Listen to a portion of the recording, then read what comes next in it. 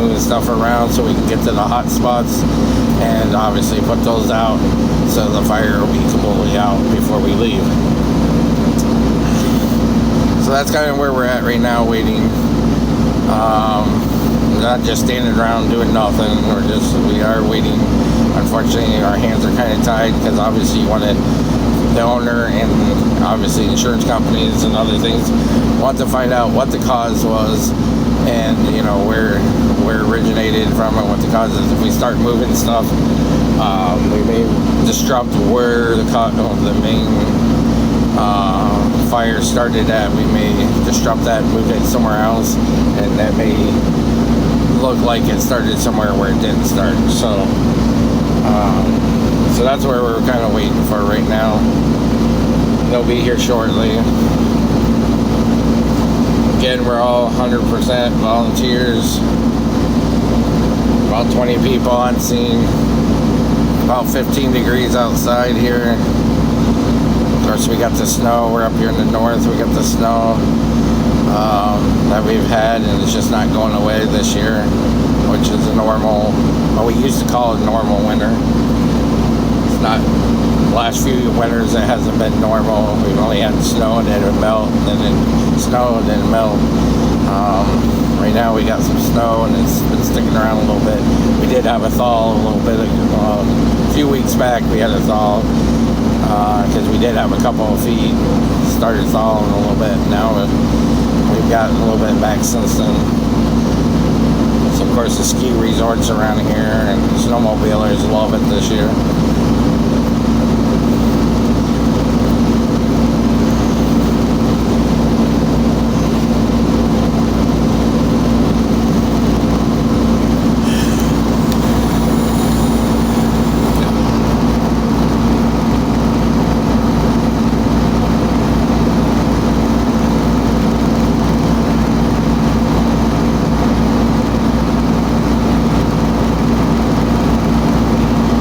Wind would have been blowing the other direction.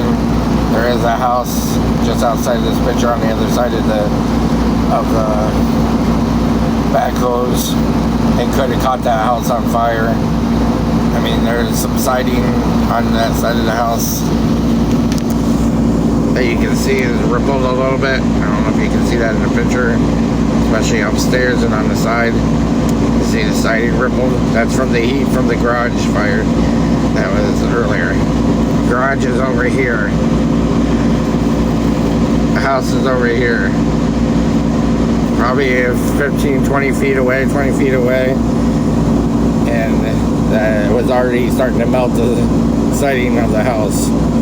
So that's how close it was to catching the house on fire. Luckily, the wind wasn't blowing that direction. If it was, we would have had a house fire also going. But luckily, we didn't have that happen. Luckily, unfortunately, they lost their garage, but the house is still standing, so that's a good thing for them.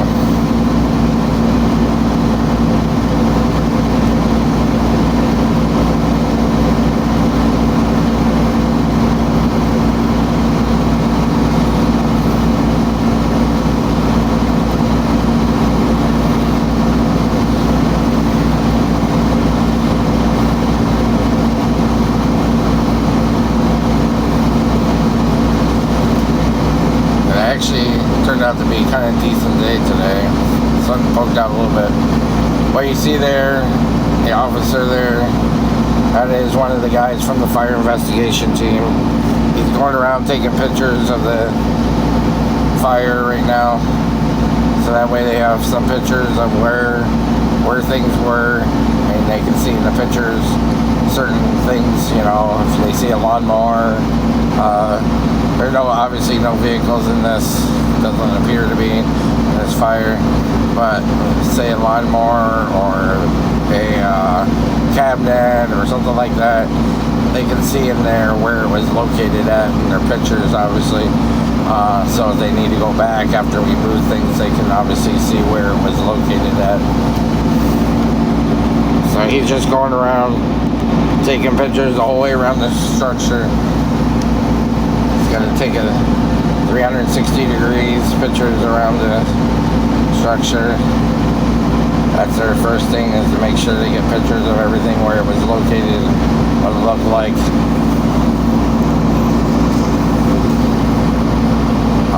Then from there, they may start digging a little bit. Usually, in this case, since it's still smoldering a fire and there's a little fire in there and stuff, they may have us start moving stuff with the backhoes, but they're gonna really pay attention when they're moving stuff and what stuff that's being moved. What it looks like. They may take pictures of the stuff as they're moving it, so that way they can see what's moving back, or they can have pictures on what was there, and so they can figure the cause of the fire.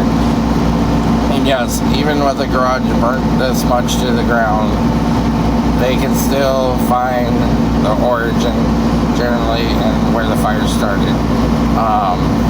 I've taken some classes on arson and fire investigation, and yes, it's very interesting on how you can read where the fire came from by seeing what's burned, different items, which direction they're burned from. Very interesting stuff. But yes, they can determine all that stuff even with it that fully well.